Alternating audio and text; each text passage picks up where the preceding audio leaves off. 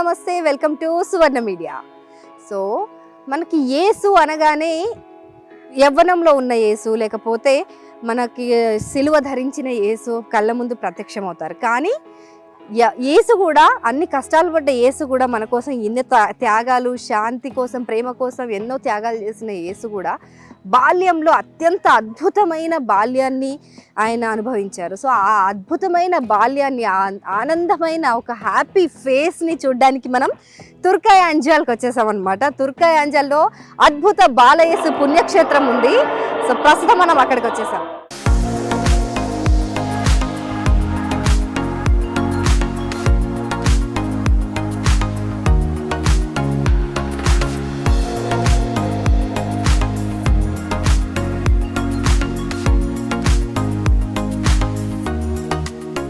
So మనం church ప్రధాన ద్వారం దగ్గర ఉన్నాం. ప్రధాన ద్వారంలోకి లోపల ఎంటర్ అయిపోదాం. లోపల ఎట్లుంది అవన్నీ మీకు చూపిస్తాను రండి.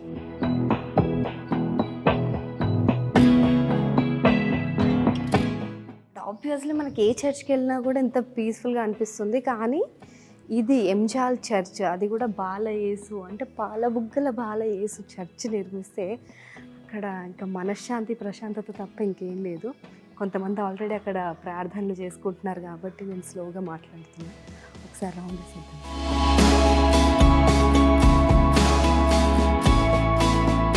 తుర్కాయ అంజాల్ అద్భుత బాలయేసు చర్చ్ లోపల మనం ఉన్నాం.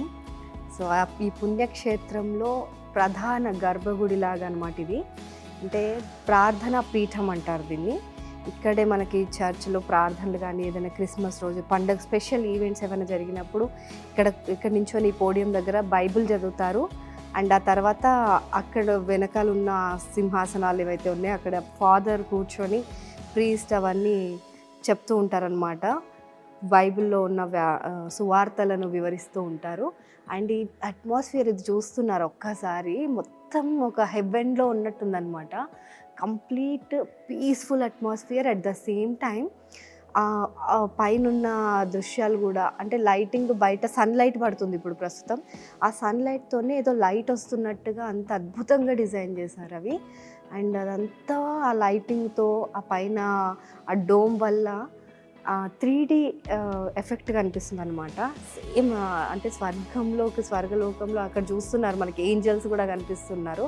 సో ఆ ఏంజల్స్ ఆ ఆకాశం నుంచి ఆ యేసుని చూస్తున్నట్టుగా అంత అద్భుతంగా అయితే నిర్మించడం జరిగింది. సో ఇది 1976 నుంచి కూడా ఇక్కడికి దాదాపు మన 2 రాష్ట్రాల్లోనే కాదు, ప్రపంచవ్యాప్తంగా ఏ పర్యాటకులు, ఏ క్రైస్తవుడు వచ్చినా కూడా తెలంగాణలో హైదరాబాద్ సమీపంలో ఉన్న ఈ తుర్కాయ అంజాల్ బాలయేసు పుణ్యక్షేత్రాన్ని సందర్శించకుండా అయితే వెళ్ళరు.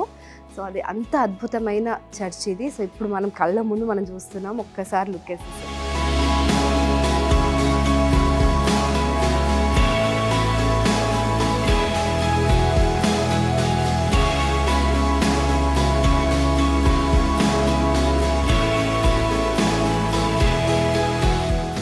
ఇప్పుడు నా వెనకాల చూస్తున్నారు కదా, దివ్యబలి పీఠం, ప్రార్థనా పీఠం అంటాం కదా అది. అండ్ అదైతే నిజంగా స్వర్గంలో యేసు ఉన్నట్టుగానే అనిపిస్తుంది. అండ్ లోపల రాగానే ఆ అట్మాస్ఫియర్, ఆ పీస్ అట్లా ఆటోమేటిక్గా వచ్చేస్తుంది అనమాట. ఎందుకంటే 3.5 ఎకరాల విస్తీర్ణంలో నిర్మించబడిన పుణ్యక్షేత్రం ఇది. అండ్ ఎటు చూసినా గ్రీనరీ అదంతా కనిపిస్తుంది. అండ్ ఈ పీఠం పక్కనే కుడివైపు చూసుకుంటే మేరీమాత స్వరూపం కనిపిస్తుంది. ఇటువైపు చూస్తే మనకు అద్భుత బాల యేసు స్వరూపం దర్శనమిస్తుంది అనమాట. సో చూడడానికి 2 కళ్ళు సరిపోవు. అందుకనే ఎక్కడెక్కడి నుంచో వివిధ దేశాల నుంచి వచ్చిన పర్యాటకులు కానివ్వండి, తీర్థయాత్రలకు వచ్చే వాళ్ళందరూ కూడా, క్రైస్తవులు ఎవరైనా సరే ఈ పుణ్యక్షేత్రాలను దర్శించుకోకుండా వెళ్ళరనమాట. ఈ బాలయేసు అంటే మనకి తెలంగాణ, ఏపీలోనే మొట్టమొదటి బాలయేసు పుణ్యక్షేత్రం ఇది. సో అద్భుత బాలయేసు పుణ్యక్షేత్రానికి అంతటి విశిష్టత ఉంది కాబట్టి ఎక్కడెక్కడి నుంచో వచ్చి ఇక్కడికి సందర్శకులు వచ్చి దర్శించుకుంటూ ఉంటారు బాలయేసుని. అండ్ ఇక్కడ ఎన్నో మహత్యాలు కూడా జరిగాయంట. అంటే చాలామందికి వాళ్ళ కష్టాలు తీరిపోవడంతో పాటు ప్రత్యక్షంగా అవిటి వాళ్ళకు కాళ్ళు వచ్చినవి, అలాంటి ఘటనలు జరిగాయంట. అంటే ఎంతోమంది పిల్లలు లేకుండా వచ్చే వాళ్ళకు కూడా ఇక్కడ పిల్లలు కలిగారని చెప్పి, ఏ కష్టంతో వచ్చినా సరే అంటే మనసులో అనుకొని ఇక్కడ కాసేపు ప్రార్థన చేసుకుంటే అంటే మేనిఫెస్టేషన్ అనమాట. ఇంతటి పీస్ఫుల్ వాతావరణంలో మనం కొద్దిగా మనసు పెట్టి అలా ఒక కోరుకుంటే తీరకుండా ఉండదనేసి ఇక్కడ చాలామంది చెప్తున్నారు భక్తులైతే. సో ఇక మనం ఇంకా బయటికి వెళ్ళి చూద్దాం. ఇక్కడ కూడా పైన ఈ ఆలయంలో అంటే మనకి పుణ్యక్షేత్రంలోనే ఆ 14 స్టేషన్స్ ఉంటాయి కదా, ఆ 14 స్టేషన్స్ని కూడా అందంగా చిత్రీకరించారు. ఒకసారి లుక్ వేసేద్దాం.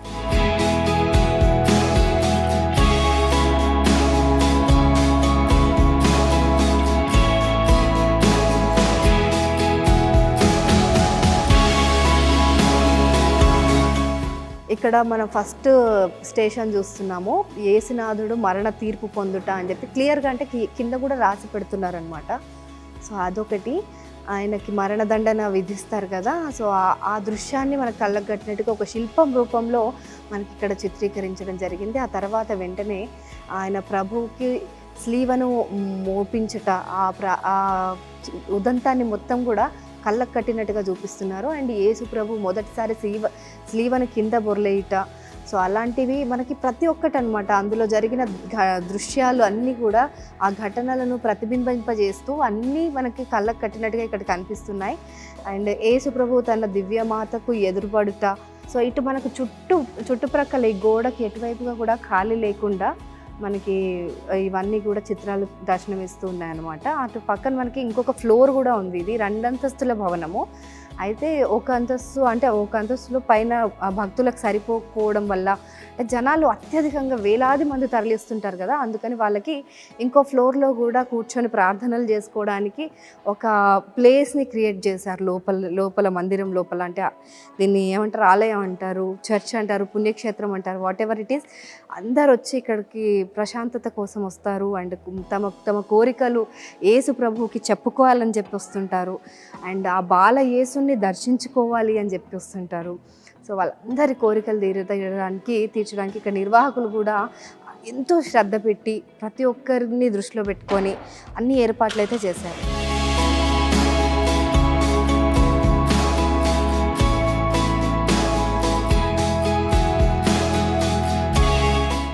సో ఇక్కడ మనకు ఒక తేరు కనిపిస్తోంది. అండ్ ఈ తేరుని ప్రతిరోజు కూడా ఈ పుణ్యక్షేత్రంలో ఈ గ్రామం మొత్తం, యంజాల్ గ్రామం మొత్తం అంటే యాత్రలాగా నిర్వహిస్తారనమాట.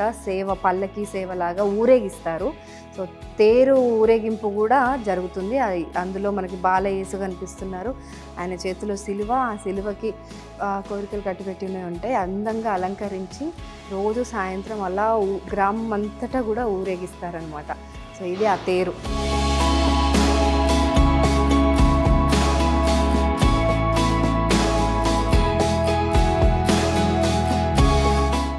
ద్వారం పైన కూడా, ప్రధాన ద్వారం పైన కూడా కనిపిస్తుంది.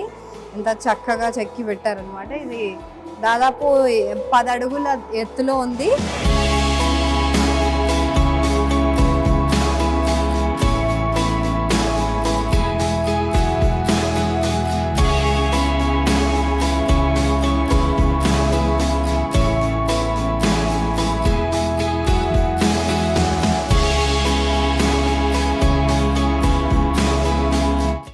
ఇక్కడ మనకి ఎంత చక్కటి గార్డెన్ ఏరియా కూడా ఉందన్నమాట. ఈ చర్చ్లో వచ్చి సేద తీయడానికి, అంటే భక్తులు ఆ దర్శించుకున్న తర్వాత వచ్చి హాయిగా సేద తీయడానికి చక్కటి గార్డెన్ ఏరియా లాగా ప్రశాంతమైన ఒక హోలీ ప్లేస్ మనకు కనిపిస్తోంది.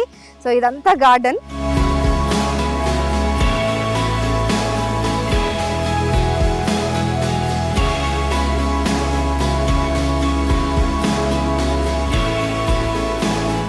అలాగే మనకి ఇటువైపు చూసుకుంటే యాత్రికుల కోసం, అంటే బాలయేసు కోసం దర్శించుకోవడానికి పుణ్యక్షేత్రానికి వచ్చే వాళ్ళు ఉంటారు కదా, వాళ్ళందరికీ ఒక యాత్రిక నిలయం లాగా ఏర్పాటు చేశారు ఇది. సో ఇక్కడ వాష్రూమ్స్ ఇవన్నీ కూడా ఉంటాయి వాళ్ళకి అందుబాటులో. వాళ్ళు వచ్చినప్పుడు ఎవరైనా స్టే చేయాలనుకుంటే వాళ్ళందరికీ శుభ్రం చేసి ఈ గదులను ప్రొవైడ్ చేస్తారంట. సో ఇది చక్కటి వాతావరణం. అసలు బయట లోపల ఎంత ప్రశాంతంగా ఉందో బయట అంతకంటే కూడా ప్రశాంతంగా ఉందన్నమాట. సో మనం ఇందాక చూసాం కదా, అక్కడ జపమాలకు సంబంధించిన 5 ఘట్టాలను వాళ్ళు చక్కగా చిత్రీకరించారు. ఆ తర్వాత మనకి ఇక్కడ చక్కటి గార్డెన్ ఏరియా ఉంది.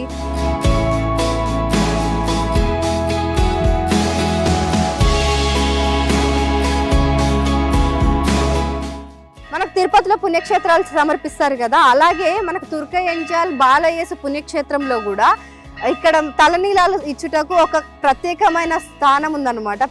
ఒక ప్లేస్ ఉంది. అంటే ఎక్కడెక్కడి నుంచో మొక్కుకున్న వాళ్ళు ఉంటారు. అంటే వాళ్ళందరూ వచ్చి ఇక్కడ మనకు కోరికలు తీరిపోతే తలనీలాలు సమర్పిస్తామని ఒక కోరికలు కూడా కోరుకుంటూ ఉంటారు. సో వాళ్ళందరూ ఇక్కడికి వచ్చి తలనీలాలు ఇవ్వడానికి కూడా, అంటే ఇది ఒక పుణ్యక్షేత్రం అనడానికి ఇది నిదర్శనం అనమాట. సో అంత ప్రాముఖ్యత ఉంది. ఎక్కడెక్కడి నుంచో ఎన్నో రాష్ట్రాల నుంచి విదేశాల నుంచి కూడా వచ్చి ఇక్కడ తలనీలాలు సమర్పిస్తూ ఉంటారు, మన బాలయేసుని సందర్శించుకుంటూ ఉంటారు అనమాట. సో వెనకాల మనకి ఇక్కడ కనిపిస్తున్నాయి 14 ఘట్టాలు. అంటే యేసు సిలువ ధరించినప్పుడు 14 ఘట్టాలు ఏవైతే ఉన్నాయో అవన్నీ నా వెనక మీకు కనిపిస్తూనే ఉన్నాయి. సో అవన్నీ దగ్గరికి వెళ్ళి మనం చూసేద్దాం రండి.